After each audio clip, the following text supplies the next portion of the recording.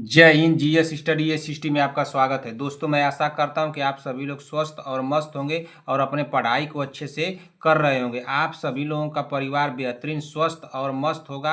आप सभी लोगों को मेरी तरफ से ढेर सारा प्यार और आपके माता पिता को मेरी तरफ से प्रणाम है। दोस्तों, आज की क्लास में हम लोग पढ़ेंगे UP triple S C N M महिला स्वास्थ्य कार्यकर्ता के लिए महत्वपूर्ण बहुविकल्पी प्रश्नों को। और महिला स्वास्थ्य कार्यकर्ता की हमारी 96 नंबर की क्लास है, यानी 96 नंबर की क्लास है, जिसमें कि सारे क्वेश्चन हमारे कैसे होंगे, ऑब्जेक्टिव होंगे, यानी बहुविकल्पी होंगे। तो दोस्तों, आप लोग क्लास में बने रहिए और एक एक क्वेश्चन को ध्यान से सुनते चलिए, देखते चलिए। क्या दोस्तों, एक एक क्वेश्चन को ध्यान से सुनते चलिए और देखते चलिए। जिस भी क्वेश्चन का आप लोगों को आंसर आ रहा है, तुरंत कमेंट बॉक्स में हमको बताते भी चलिए। और लास्ट में अपना स्कोर हमको जरूर बताइएगा कि आप लोगों के स्कोर कितने गए हैं। इस चैनल पे आप लोगों को क्लास कितने बजे मिलेगी? तो इस चैनल पर आप लोगों को क्लास मिलेगी सुबह 7 AM पे, ठीक ना। और एक क्लास आप लोगों को शाम को मिलेगी, जिसकी टाइमिंग है 7 PM, यानी कि दो क्लासें आप लोगों को मिलेगी, एक सुबह 7 बजे, एक शाम को 7 बजे, ठीक ना। और इस चैनल पर जितने भी हमारे भाई बहन आए हुए हैं, चैनल को आप लोग ईमानदारी से सब्सक्राइब कर लीजिए, जब तक कि आप लोगों का एग्जाम नहीं हो जाता है।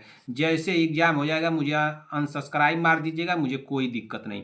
चलिए, अब देर न करते हुए आज की मोटिवेशन के साथ इस क्लास को हम लोग शुरू करते हैं और देखते हैं कि आज का हमारा मोटिवेशन क्या है। तो आज का हमारा मोटिवेशन है कि गुरु केवल आपको शिक्षा दे सकता है। गुरु केवल आपको शिक्षा दे सकता है, उसका उपयोग कैसे करना है यह आपके ऊपर निर्भर करता है ना।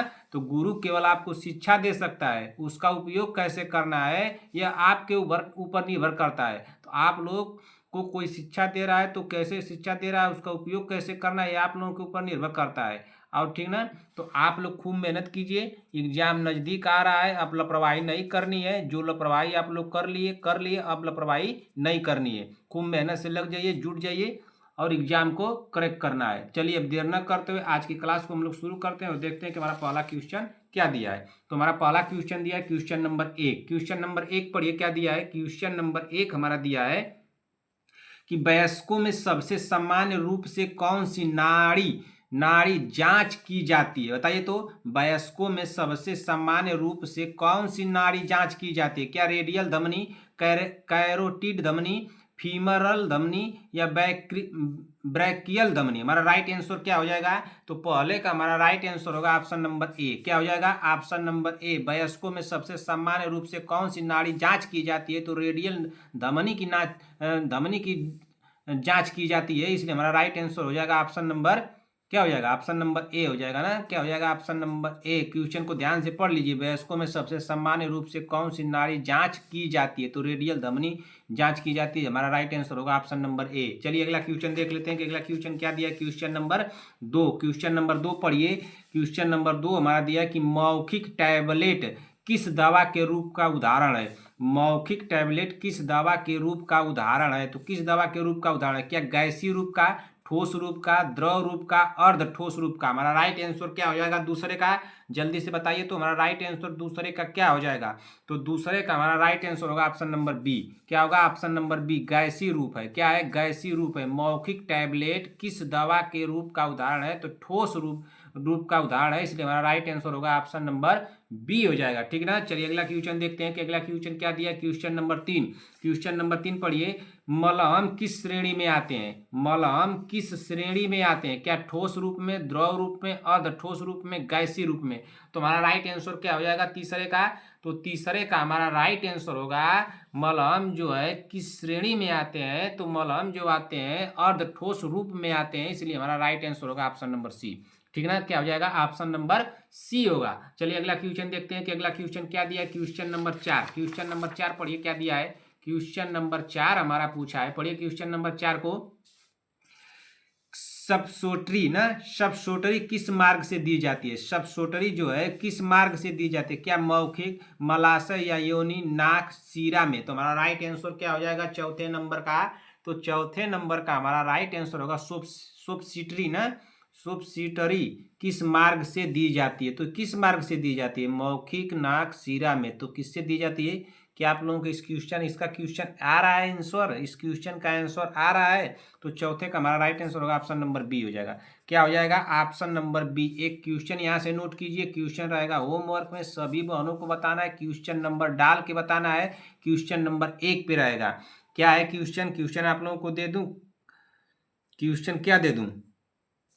काली खांसी न काली खांसी, काली खांसी न काली, काली खांसी मत लिखिए, काली मौत लिखिए। काली मौत किसे कहते हैं? ठीक, काली मौत किसे कहते हैं ना, किसे कहते हैं? इसका राइट आंसर क्या होगा? कमेंट बॉक्स में सभी लोगों को बताना है, ठीक ना। संगीता पटेल जी बहन कहाँ थी आप इतनी देर तक? संगीता पटेल जी, प्रियंका साहनी जी, कनिका चौहान, सीमा देवी जी, शांति वाजपेयी जी, बीबा जी, साक्षी यादव, आराध्या पंडित, प्रीति चौधरी, प्रीति शर्मा, विक्रम जायसवाल, प्रियंका जी, आराध्या पंडित, कोमल सिंह जी। बताइए इसका राइट आंसर क्या होगा? आप लोग सभी लोग कमेंट करके हमको बताइएगा, ठीक ना। चलिए अगला क्वेश्चन देखते हैं कि अगला क्वेश्चन क्या दिया। Question number 5। क्वेश्चन नंबर 5 हमारा पूछा है कि लाइजेज किसके लिए उपयोग किए जाते हैं? लाइजेज जो है किसके लिए उपयोग किए जाते हैं? तो किसके लिए? क्या त्वचा रोग, कान दर्द, आंखों के संक्रमण, या गले की समस्या? तो हमारा राइट आंसर क्या हो जाएगा? तो लाइजेज जो है वो किसके लिए उपयोग किए जाते हैं? तो किसके लिए उपयोग किए जाते हैं? तो हमको तो लग रहा है कि गले की समस्या के लिए उपयोग किए जाते हैं ना। हमारा राइट आंसर क्या होगा? ऑप्शन नंबर डी होगा। क्या होगा? ऑप्शन नंबर डी हमारा राइट आंसर हो जाएगा, ठीक ना। एक क्वेश्चन यहाँ पे नोट कीजिए, क्वेश्चन रहेगा होमवर्क में, सभी लोगों को बताना है, क्वेश्चन नंबर डाल के बताना है। क्वेश्चन नंबर 2 रहेगा, आप लोग बताइए तो इस क्वेश्चन का राइट आंसर क्या हो जाएगा? क्वेश्चन आप लोगों को क्या दे दूं? आप लोगों को रोग से क्वेश्चन देने के लिए सोच रहा हूँ ना। आप लोग बता दीजिए मुझको कि किस एक जल का, बताइए कि किसी एक जल का, उस तरह से मत बताइए, आप लोग जल का जनित रोग का बता दीजिए ना। क्या आप लोगों को दे दूं? हाँ लिखिए, क्वेश्चन याद आ गया। किसी किसी एक ना, किसी एक का बताना है, किसी एक जलित ना, किसी एक जनित, जनित जलित ना, जनित जनित रोग ना, जनित रोग का नाम, का नाम नाम बताइए, नाम बताइए, बताइए तो जलित बता दीजिए, जलित, किसी एक जलित रोग का नाम बताइए। आप लोगों को बताना है, इसका राइट आंसर क्या होगा कमेंट करके बताइएगा। चलिए अगला क्वेश्चन देख लेते हैं कि अगला क्वेश्चन क्या दिया। Question number 6। क्वेश्चन नंबर 6 पर ये क्या पूछा है कि दवाओं का पाउडर रूप सामान्यतः किसके लिए उपयोग होता है? दवाओं का पाउडर सामान्यतः किसके लिए उपयोग होता है? क्या मौखिक घोल बनाना, सीधे इंजेक्शन, गैस रूप, केवल श्वसन? बताइए प्रियंका साहनी जी, इस क्वेश्चन का राइट आंसर क्या होगा? आपका तो गलत नहीं होना चाहिए।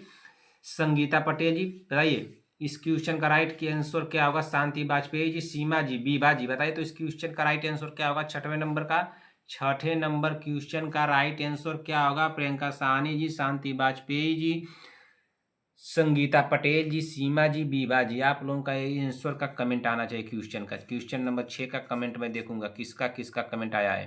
तो इसका राइट आंसर क्या हो जाएगा? छठे नंबर का राइट आंसर क्या होगा? तो छठे नंबर का राइट आंसर होगा ऑप्शन नंबर ए होगा ना। क्या हो जाएगा? ऑप्शन नंबर ए होगा, हमारा राइट आंसर होगा ऑप्शन नंबर ए। एक क्वेश्चन यहाँ पे नोट कीजिए, क्वेश्चन रहेगा होमवर्क में, सभी लोगों को बताना है, क्वेश्चन नंबर डाल के बताना है। क्वेश्चन नंबर 3, ठीक ना। क्वेश्चन नंबर 3, सीमा देवी जी, आप सारे क्वेश्चन का आंसर क्यों नहीं बताती हैं? क्या दिक्कत है आपको? क्या दिक्कत है? मैं जानना चाहता हूँ, बताइए आपको क्या दिक्कत है, क्यों नहीं क्वेश्चन का आंसर बताती हैं? बीबा जी, आप सारे क्वेश्चन का आंसर क्यों नहीं बताती हैं? क्या दिक्कत हो गई आपको? बताइए तो। आप सारे क्वेश्चन का आंसर जो होमवर्क में दिया जाता है उसका आंसर क्यों नहीं बताती हैं? क्या क्वेश्चन नहीं आपको आता है? आप उनसे क्वेश्चन पूछी थी, शायद आपको आपका डाउट है, वो आपका जो डाउट लिखी थी, क्या 9वें नंबर का डाउट लिखी है या 91 का, ये क्या लिख दी है हमको समझ में नहीं आया है बहन।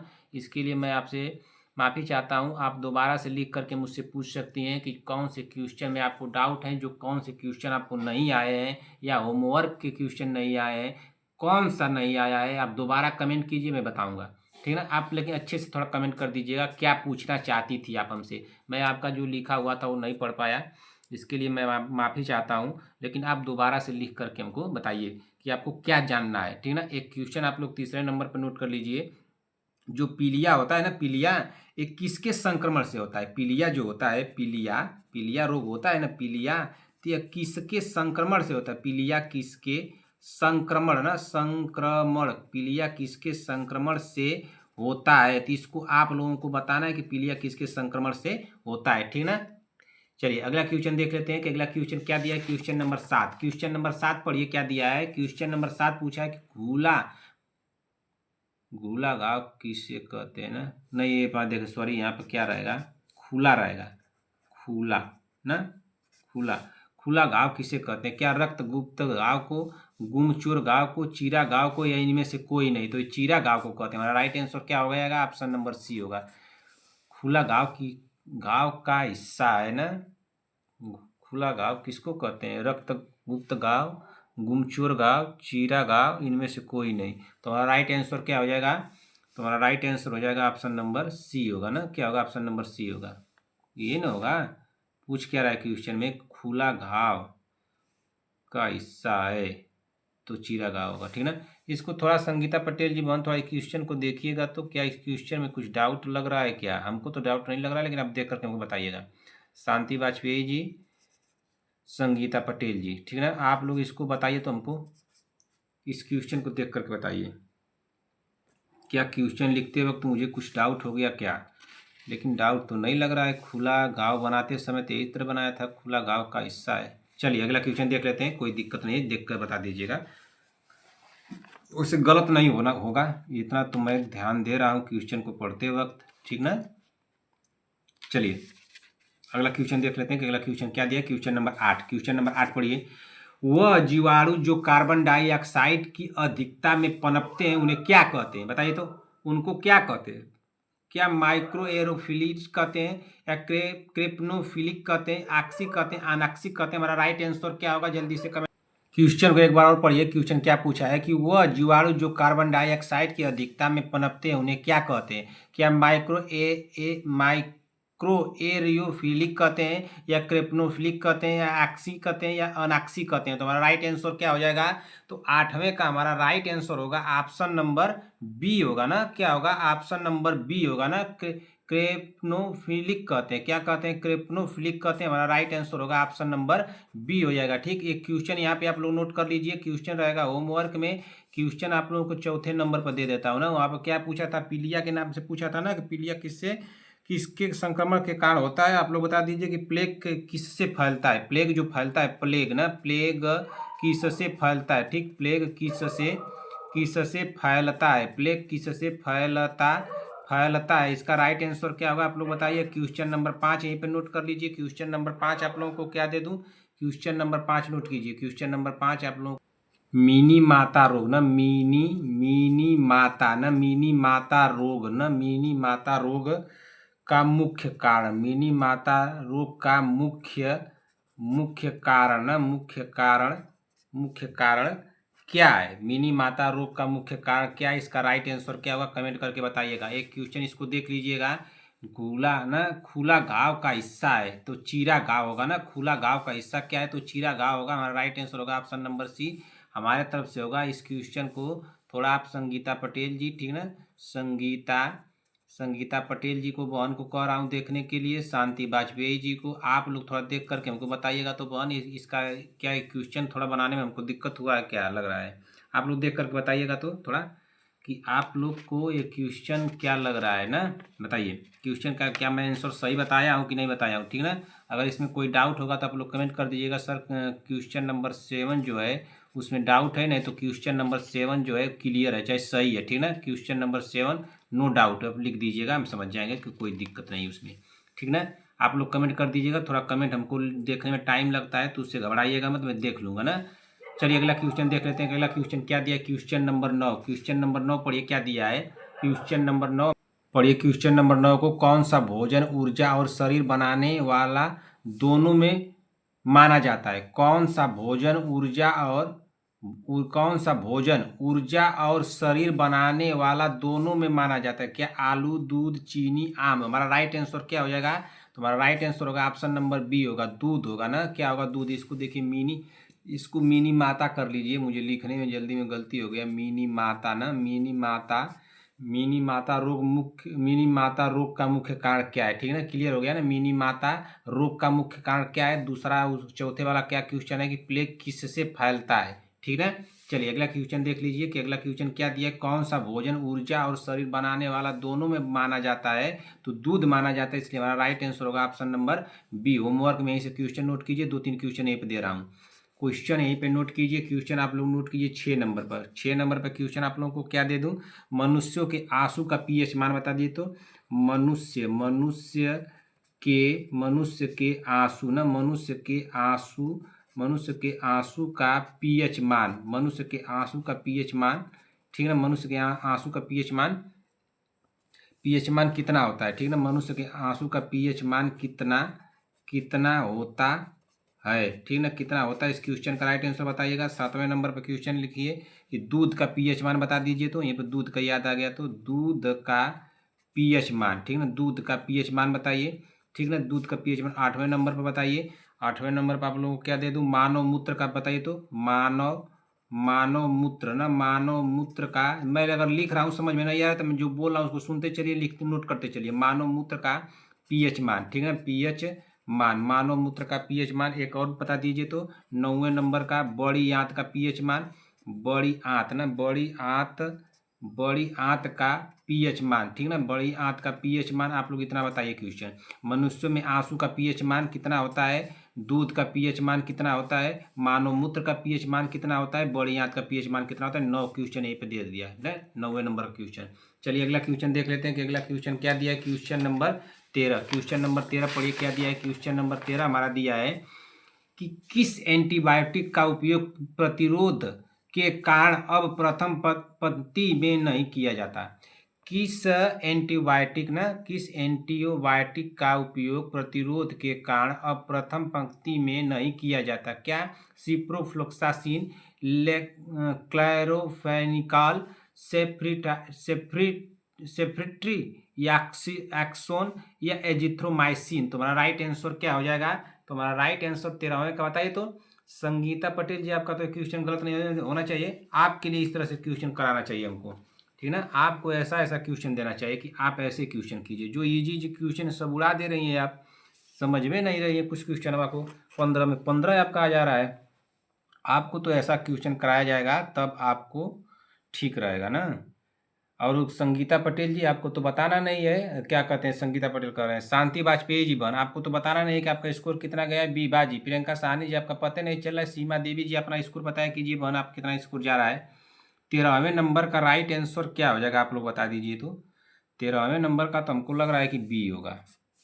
किस एंटीबायोटिक का उपयोग प्रतिरोध के कारण अब प्रथम पंक्ति में नहीं किया जाता है। तो क्लोरामफेनिकॉल का नहीं किया जाता है ना, क्लोरामफेनिकॉल का ना। तुम्हारा राइट आंसर क्या हो जाएगा, ऑप्शन नंबर बी होगा।